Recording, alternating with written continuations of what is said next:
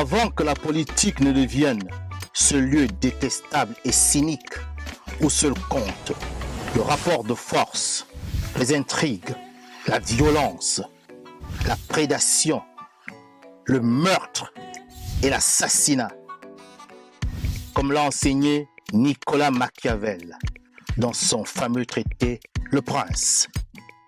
La politique était jadis portée par de nobles idées issues de la spiritualité osirienne, du fils de Ré, Osare, plus connu sous son nom grec, Osiris.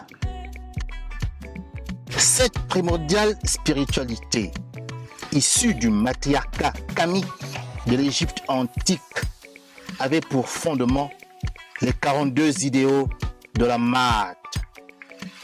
Sous son égide, la politique était faite pour l'homme, tournée au service exclusif du bonheur de l'humanité, quand Narimari, que l'on appelle aussi Narmer ou Ménès, fut le premier monarque de la terre, le premier homme à gouverner Kama, ou l'Égypte réunifiée au 4e millénaire avant l'ère chrétienne.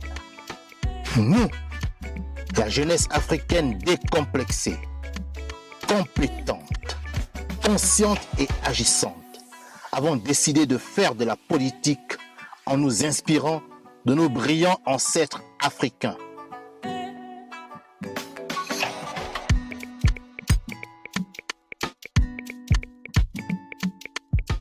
C'est pourquoi nous nous reconnaissons dans le visuel du logo du mouvement associatif, politique et international New Power, qui exprime clairement ces nobles idéaux.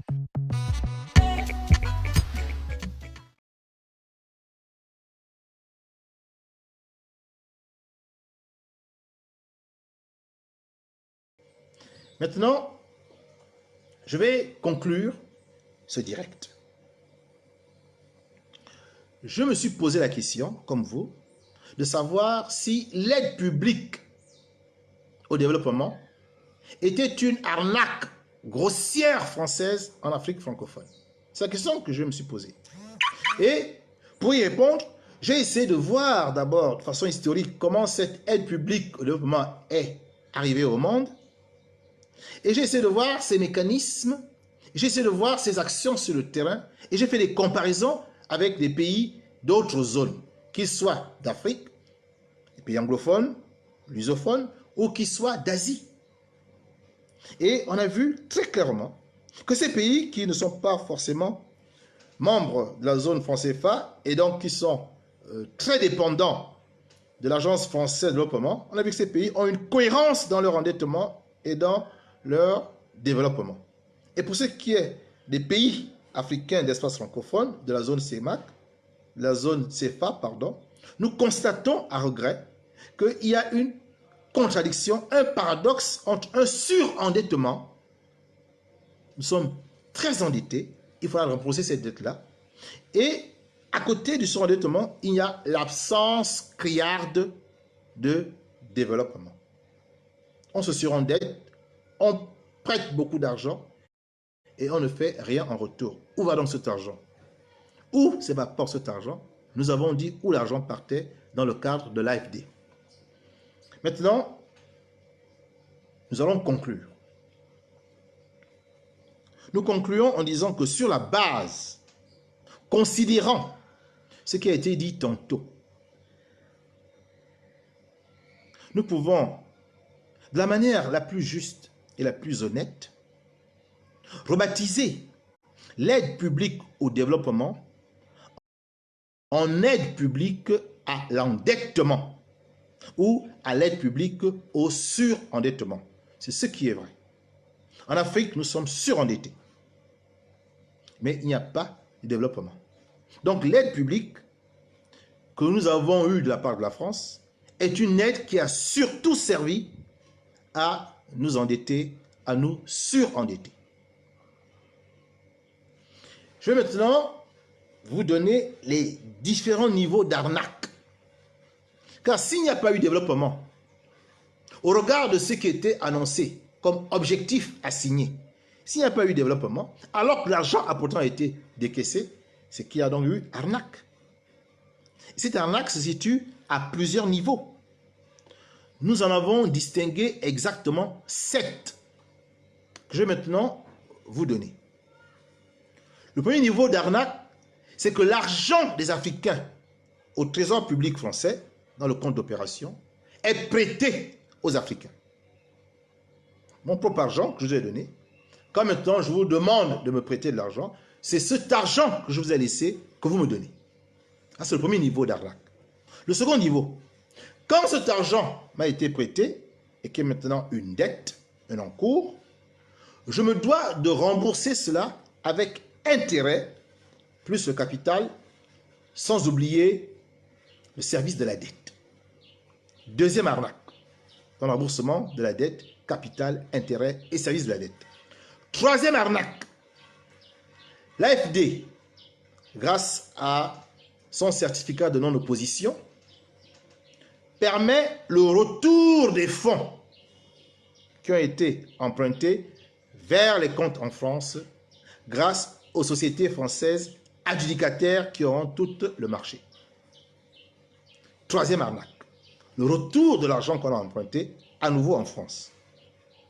Quatrième niveau d'arnaque, mais il faut avoir le soutien, la complicité d'une élite africaine que l'on arrose et qui est donc corrompue pour garder le silence et ne rien dire et poursuivre justement ce système d'arnaque. Ces Africains, ce sont eux des France-Africains qui ont décidé de voir la misère s'installer dans leur pays du moment que eux, ils bénéficient des miettes en milliards. Ce sont ces Africains-là qui acceptent de piller, de laisser piller notre pays du moment qu'ils peuvent rouler dans des grosses voitures, du moment qu'ils peuvent s'acheter des appartements à l'étranger en France, du moment qu'ils peuvent avoir des maîtresses dans toutes les capitales africaines ou toutes les capitales scandinaves, je n'en sais trop rien, toutes les capitales d'Amérique latine, et du moment qu'ils peuvent planer, comme on dit, même si le peuple souffre, sans hôpitaux, sans dispensaires, sans écoles. Ces Gabonais France-Africains sont méprisables. Sont méprisables, il faut le leur dire. Un jour, ils vont devoir payer l'addition. Il faut qu'ils le sachent. Cela ne restera pas impuni. Ce tort qu'ils font à leur pays, ce tort qu'ils font à l'Afrique. Cinquième niveau d'arnaque. Comme cet argent n'a pas servi au projet qui pourtant figure dans les clauses de la Convention, eh bien nous avons ce qu'on appelle communément les éléphants blancs. Aucun travail n'est réalisé. Et donc, il y a absence de développement. C'est le cinquième niveau. Le sixième niveau d'arnaque, c'est qu'on se refuse à faire un bilan. On devrait faire un audit de l'aide publique au développement pour voir ce qui marche et pour voir ce qui ne marche pas. De sorte que si les choses ne marchent pas, on les corrige. Mais il n'y a jamais eu d'audit d'aide publique au développement. Il n'y en a jamais eu. On continue à donner de l'argent parce qu'on sait quels sont les véritables motifs. C'est une dépendance à rembourser une dette qui ne sera jamais remboursée. Et là, nous entrons dans le septième niveau d'arnaque. Cette dette-là, mais nous ne pouvons pas la rembourser. 6 536 milliards de francs CFA à rembourser au Gabon. Où va-t-on trouver les projets d'investissement qui vont créer autant de richesses pour qu'on rembourse la dette? Où va-t-on trouver ces projets-là? Comme on ne les trouve pas, qu'est-ce qu'on fait?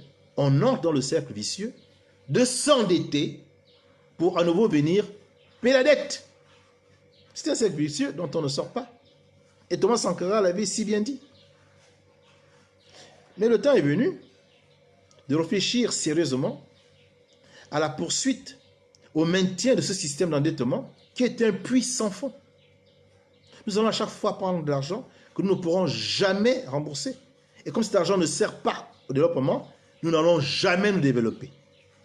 Jamais développer. Nous allons passer tout notre temps dans le remboursement prioritaire d'une dette abyssale qui réduit naturellement toute capacité d'action publique, notamment dans l'investissement durable. Et comme nous ne pouvons pas rembourser, comme nous avons un système où à chaque fois nous devons emprunter à nouveau pour rembourser les dettes précédentes, mais nous tombons dans une dépendance financière perpétuelle vis-à-vis de la France. Et ainsi, elle nous tient, comme elle tenait les colonies. Nous sommes devenus en réalité des néocolonies de la France. Car à travers son judicieux système d'endettement, nous sommes à ses pieds en permanence. Nous dépendons de sa monnaie, nous dépendons de ses mécanismes d'aide officiels et publics.